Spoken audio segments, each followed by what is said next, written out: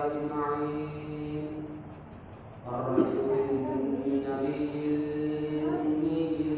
आलिल अर्शिल मदनी अत्तहीर हामी सय्यदुल वली सिराजुल मुबीन मुस्तफ़ी साहिबिल लिक़ा वसकीनतिल मदमून बिअरदिल मदीनतिल अरबिल मुबश्शर वरसूल मुस्तफ़ा अमजदिल महमूदिल अहमद हबीबे इलाहिल आलमीन अबुल क़ासिम मुहम्मद। अल्लाहुम्मा सल्ली अला मुहम्मद व आले मुहम्मद। वअला अहलि बैतिहि अत्तय्यिबीन अत्ताहिरीन अल-मअसूमीन अल-मुंतखबीन वलअनतु दाइमतु अला अअदाइहिम अजमईन। अम्मा बअदु फ़क़द क़ाल रसूलुल्लाह सल्लल्लाहु अलैहि व आलिहि अय्ना सय्यिदुस साजिदीन अय्ना ज़ैनुल आबिदीन। अल्लाहुम्मा सल्ली अला मुहम्मद व आले मुहम्मद।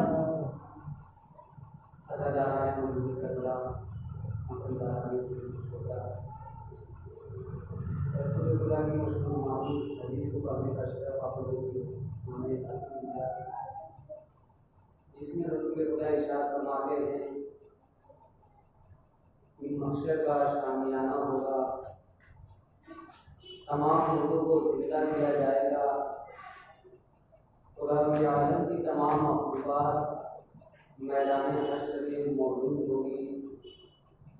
उस वक्त मुनादी यानी निदा देने वाला एक आवाज़ बुलंद करेगा, अय्ना सय्यिदुस साजिदीन, सय्यिद सज्जाद कहाँ है, अय्ना ज़ैनुल आबिदीन, ज़ैनुल आबिदीन कहाँ है। और उसके खुदा इरशाद फरमाते हैं कि जब वो ये निदा देगा तो इमाम चहारों सफ़ों के दरमियान से आगे बढ़ते हुए आएंगे। लेकिन सवाल ये पैदा होता है, क्या इस लक़ब से जो इमाम को वहाँ पर याद किया जाएगा, इस लक़ब से जो पुकारा जाएगा, वो इमाम को मनसबे इमामत की वजह से याद किया जाएगा, यानी इमाम होने की वजह से ये लक़ब दिया गया है, या उनकी इबादत की वजह से? तो इसका जवाब बिल्कुल आसान है कि इमाम को जो इस लक़ब से याद किया जाएगा वो मनसबे इमामत की वजह से नहीं होगा। अगर मनसबे इमामत की वजह से होता तो इमाम बारह है और इमामों के लिए भी इस तरीके के अक़वाल या अहादीस नजर आती है। और मौला सज्जाद ने लोग मौला सज्जाद के बारे में ज़्यादातर मसाइल से तो बयान करते हैं, फजीलत मौला सज्जाद की बहुत कम वर्षों से बयान की जाती है। सय्यिद सज्जाद सय्यिदुस साजिदीन ज़ैनुल आबिदीन होने के लिए करना क्या पड़ता है? क्या सिर्फ 5 वक्त की नमाज पढ़ने से ज़ैनुल आबिदीन हो जाता है इंसान? क्या अपने रोज़े और नमाज और वाजिबात को अदा करने से ज़ैनुल आबिदीन हो जाता है? क्या होना चाहिए इंसान के अंदर ज़ैनुल आबिदीन होने के लिए? जो ये लक़ब है इमाम का ज़ैनुल आबिदीन और सय्यिदुस साजिदीन, उस लक़ब की तौज़ीह क्या है, उस लक़ब मिलने का सबब क्या है? रवायत में मिलता है कि मौला सज्जाद मुसल्ले पर नमाज के लिए आमादत से नमाज पढ़ने जा रहे थे, नमाज शुरू की। अब शैतान जो है अज़गरे की शक्ल में, सांप की शक्ल अख्तियार करके मौला के सामने आया, मौला के पैर को अंगूठियों को चबाने लगा। लेकिन मौला की नमाज में इस कदर मशगूलियत थी कि मौला को कुछ मालूम भी नहीं हुआ कि उनके पैरों में कुछ काट रहा है। लेकिन आज हमारे समाज में अगर देखा जाए, जो नमाज पढ़ते हैं, हमारी नमाज में इतनी भी हाजिरी नहीं रहती है, इतनी भी नमाज की तरफ रग़बत नहीं रहती है कि 12 मस्जिदों में देखने को यहाँ तक मिल जाता है कि मगरिब की नमाज पढ़ने के बाद तो फौरन मोबाइल चेक करते हैं। ऐसा महसूस होता है जैसे नमाज की कबूलियत का मैसेज आया हो। इंसान को अपने नफ्स का मुहासिबा करना चाहिए। इमाम जाफर सादिक अलैहिस्सलाम इरशाद फरमाते हैं, अल्लाहुम्मा सल्ली अला मुहम्मद व आले मुहम्मद। मन lam युहासिब जो मुहासिबे नफ्स नहीं करता, यानी अपने नफ्स का हिसाब किताब नहीं करता, युहासिब उससे हिसाब लिया जाएगा। मुहासिबे नफ्स का मतलब क्या है? बिल्कुल वाज़ेह और आसान बात क्या है? जो आज के जवान मोबाइल चलाते हैं उनको अच्छी तरीके से बात समझ में आ जाएगी। मुहासिबे नफ्स का मतलब ये है, हम दिन भर कितने लोगों को मैसेज करते हैं व्हाट्सएप पर,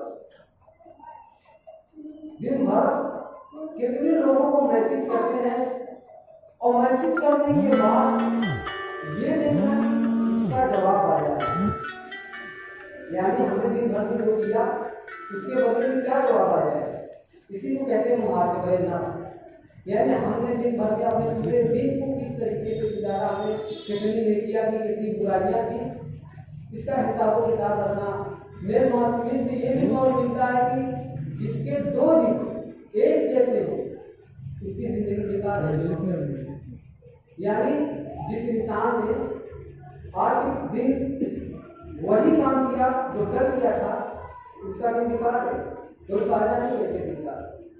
तो मुहासिबे नफ्स इंसान को करते रहना चाहिए। तो सईद सज्जाद और ज़ैनुल आबिदीन, इसके अलावा और भी रवायत मिलती है कि मौला सज्जाद नमाज में मशगूल थे और पूरे इलाके में शोर हो गया कि 5वें इमाम कुएं में गिर रहे हैं। अब लोगों का मजमा जो है कुएं की तरफ रवाना हुआ। दूर दराज से भी लोग आए देखने के लिए कि क्या हुआ, लेकिन मौला सज्जाद उस वक्त नमाज में मशगूल थे, शोर कर रहे थे लोग बचाने के लिए, तमाम तदाबीर को अंजाम दे रहे थे, लेकिन मौला सज्जाद ने अपनी नमाज को तर्क नहीं किया।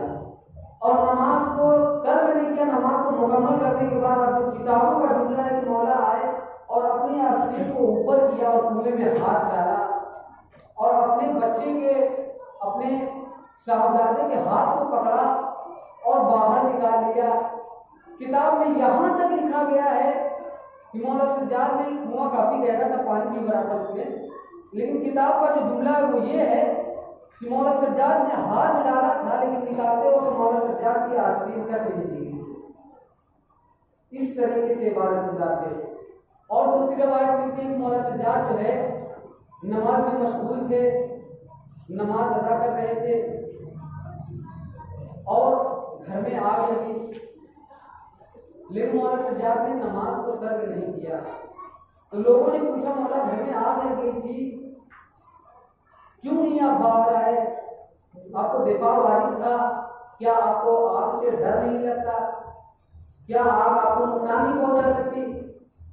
मौला ने कहा, बेशक जान का दिफा वाजिब था, लेकिन इस घर की आग मुझे नमाज से रोक रही थी और जहन्नुम की आग ने मुझे नमाज तर्क करने से रोक लिया। यानी इस तरीके से मशगूलियतें, इबादतें परवरदिगार थी कि इमाम की जो तवज्जो थी वो उनके घर के जलने पर नहीं थी, मौला को आखिरत की फिक्र थी। नमाज में इंसान को बिल्कुल खुलूस के साथ नमाज को अंजाम देना चाहिए, क्योंकि नमाज खड़े होकर पढ़ लेना ये बख्शिश का सबब नहीं हो सकता, क्योंकि रवायात के जो जुमले हैं, जो अहादीस मिलती है, इन्नमल अमाल बिन्नियात, बेशक अमाल का दारोमदार नियत पर है। जितनी मुस्तहकम आपकी नीयत होगी आपको उतना ही सबब मिलेगा, उतना ही सवाब मिलेगा। लेकिन आज जो है, जो लोग अपने आप को मुद्दई दावेदार बताते हैं कि हम चौथे इमाम के चाहने वाले हैं, लेकिन नमाज का वक्त होता है तो मस्जिदों से हैया अला खैर अमल की आवाज़ें आती रहती है, लेकिन वो मस्जिद में नहीं पहुंचते। अब कुछ लोग पढ़ते भी हैं तो देर से पढ़ते हैं।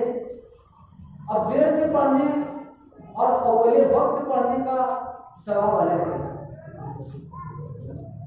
एक शख्स ने देखा कि उसकी मौत हो गई थी, उसे हिसाबो किताब किया जा रहा है, सवाल जवाब किया जा रहा है। सवाल जवाब करने के बाद हुक्म जारी किया गया कि इसे जहन्नम में डाल दिया जाए। और वो शख्स कहता है कि मैंने ख्वाब में देखा कि जब मुझे जहन्नम में डाला जा रहा था तो मैंने देखा कि नूरानी शख्स जिसके चेहरे से पैर तक बिल्कुल नूर ही नूर था, उसने आकर मेरे हाथ को पकड़ लिया। मुझे बहुत ताज्जुब हुआ कि आप ये कौन है, किसी ने जहन्नम की आग से बचा लिया।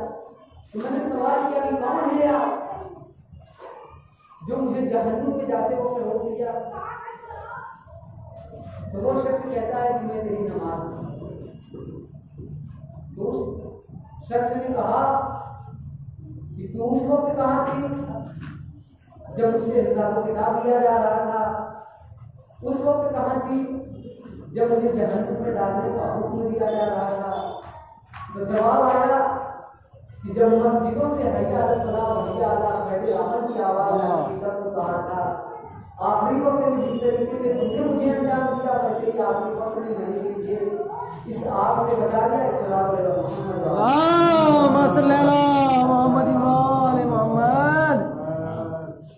इंसान की जिंदगी का हदफ ये हो गया है, मकसद ये हो गया है, सिर्फ इंसान काश्तकारी और कसबोकार में लगा हुआ है। इंसान को सिर्फ कमाई, तिजारत और आमदनी ही दिखती है। बस एक वाक़या, उसके बाद आपकी जहमत। हाँ, ये जो वाक़या है ये हकीकत से ताल्लुक नहीं रखता है, ये महज एक हिकमत आमेज यानी नसीहत आमेज वाक़या है। हकीकत और सच्चाई से इसका कोई ताल्लुक नहीं है। बयान किया जाता है कि बच्चों को कहानियाँ सुनाते हैं जिससे कुछ सीख मिले, उसी तरीके से ये भी बात है या वाक़या है जिसका हकीकत से कोई ताल्लुक नहीं है। ये एक शख्स था जिसकी 4 बीवियाँ थी। पहली बीवी को इस कदर प्यार मोहब्बत करता था कि किसी की नजर तक उस पर पड़ने नहीं देता था, इस कदर उसको छुपा कर रखता था। उसकी जो दूसरी बीवी थी उससे भी वो मोहब्बत बहुत करता था, लेकिन दूसरी बीवी को जो उसकी तवज्जो थी वो ये थी कि उसको आरास्ता करता था, सजावट, दिखावा, नुमाइश, जाहिरी, उसको बहुत जाहिर करके रखता था। उसकी तीसरी जो बीवी थी उससे कोई खास ताल्लुक नहीं रहा, यानी मियारा मतलब जैसे आप मतलब के साथ याद करते हैं तो उसी तरीके से उसका रवैया उसकी तीसरी बीवी के साथ। अब उसकी जो चौथी बीवी थी वो बिल्कुल कमजोर, नादवा, जिसकी तरफ उसकी कोई तवज्जो नहीं थी। अब उसका इंतकाल का वक्त आया तो पहली बीवी ने कहा, जिसको सबसे ज्यादा मोहब्बत करता था, सबसे ज्यादा छुपा कर रखता था, तो उसने कहा कि मैं तुझे सिर्फ और सिर्फ 2 गज कफन दे सकती हूँ। अब तीसरी बीवी के पास आया, दूसरी बीवी के पास आया, जिसको जाहिर करने में बहुत ज्यादा मशगूल था, तो उसने कहा कि मैं तो कुछ काम नहीं आ सकती, मैं जिससे करा सकती हूँ, अपने अंदर यही सलाहियत रखती हूँ। अब तीसरी बीवी की तरफ आया, जिसकी तरफ कोई ताल्लुक खास नहीं था, उससे पूछा तो उन्होंने कहा मैं सिर्फ कब्र तक पहुंचा सकती हूँ। अब चौथी बीवी से तो वैसे ही उसको कोई उम्मीद नहीं थी, क्योंकि उसकी तरफ उसकी कोई तवज्जो नहीं थी, लेकिन चौथी बीवी के पास आया तो चौथी बीवी ने कहा कि मैं तेरे कब्र में भी तेरे साथ हूँ और उस वक्त भी तेरे साथ रहूंगी जब तुझसे हिसाब किताब किया जाएगा, तुझसे सवाल जवाब किया जाएगा। अब ये जो 4 बीवियां थी वो कौन थी? उसकी पहली जो बीवी थी जिसे सबसे ज्यादा मोहब्बत करता था, सबसे ज्यादा छुपा कर रखता था, वो थे उसके मालूजर, खजाना, बैंक बैलेंस, अकाउंट बैलेंस, जो सिर्फ कफन दे सकते हैं। उसकी जो दूसरी बीवी थी जिसने ये कहा कि मेरे अंदर तो यही सलाहियत है कि मैं अपने अंदर मनुष्य करा सकता हूँ, जिसको बहुत ज्यादा वो दिखावा करके रखता था, वो था उसका घर। घर भी कोई काम नहीं आया। और जो उसकी तीसरी बीवी थी जिससे कोई खास ताल्लुक नहीं था, उसके अकरबा थे। अकरबा ने भी क्या कहा कि हम कब तक छोड़ सकते हैं, लेकिन जो चौथी बीवी थी जिसकी तरफ कोई तवज्जो नहीं थी, वो थे उसके आमाले हसना, उसके रोजे थे, सौम सलात थे, जिसने ये वादा किया कि मैं तेरे साथ तेरी कब्र में भी रहूंगी और उस वक्त भी तेरा साथ दूंगी जब तुझसे सवाल जवाब किया जाएगा। सैयदुल साजिदीन बनने के लिए, ज़ैनुल आबिदीन बनने के लिए हम जैसे खाकी बशर की हैसियत नहीं है, सिवाय इसके कि तौफीक खुदा शामिल हो, वरना सैयद सज्जाद बनने के लिए कैदखाने को भी मस्जिदों में तब्दील करना पड़ता है। 1300 मील सफर करबला से शाम तक का था, जिसमें 3 दरिया, 144 दरिया और 300 कुछ मोड़ पड़ते हैं। रवायत में लिखा कि मौला का एक भी सजदा करना नहीं, एक भी सजदा करना नहीं हुआ। मौला का जुल्म से ये आलम था कि गले में खारदार दौड़ थी,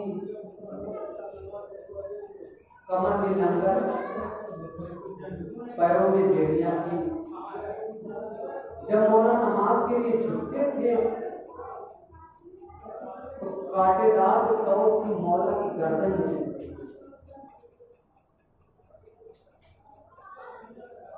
मौला हर हाल में नमाज को अंजाम देते रहे। कैफियत बयान करने के लिए ज़ियारत नाहिया का एक जुमला पढ़ूंगा। मौला इरशाद फरमाते हैं, मेरा सलाम हो गए उस जग पर जिसके जिस्म का गोश्त जंजीर और बेड़ियां खा गई। बस अजीजों, मौला सज्जाद पर इतने मसाइल ढाए गए कि जब मौला सज्जाद को रिहाई का हुक्म मिला, मौला सज्जाद करबला आए। मौला सज्जाद करबला में दाखिल हुए। उधर से जनाबे जाबिर करबला में पहुंचे। जनाबे जाबिर नाबीना के मौला को देख नहीं सकते थे। जब मौला ने जनाबे जाबिर को बताया कि ऐ जाबिर मैं सैयद सज्जाद हूँ, ऐ जाबिर मैं तेरे आका का फर्जंद हूँ। जैसे ही जनाबे जाबिर ने सुना, मौला की गर्दन में बाहों को डाल दिया। जैसे ही बाहों को डाला, मौला सज्जाद तड़प गए, ए जाबिर अरे मेरी गर्दनों में हाथ ना डालो, अरे ताऊ के गिरा इस कदर डाला गया था मेरी कमर, मेरी गर्दन में, अरे मेरी गर्दन में जख्म हो गए।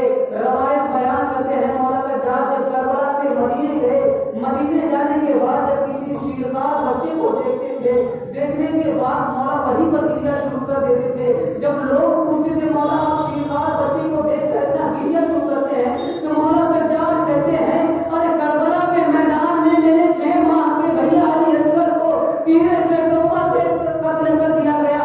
हाँ दादा, मौला सज्जाद कसाब के पास, कसाई के पास गोश्त लेने जाते थे तो उससे 2-3 सवाल लाजमी करते थे। वो ये सवाल करते थे, मुझे इतना बता दे, जब इस जानवर को ज़िब्ह कर रहा था तो इस जानवर को पानी पिलाया था या नहीं। मौला सवाल करते थे, ये बता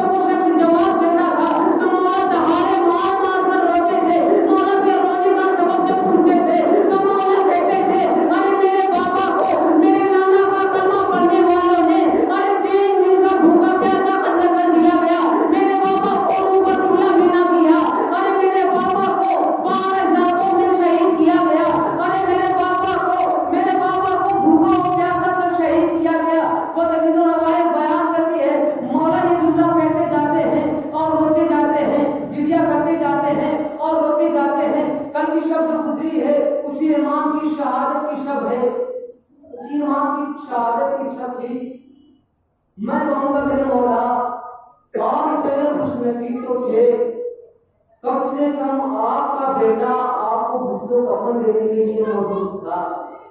ए मौला आपका फर्जंद आपको गुस्लो कफन देने के लिए मौजूद था, लेकिन हाय करबला के मैदान में आपके पापा की मौजूदगी, आपके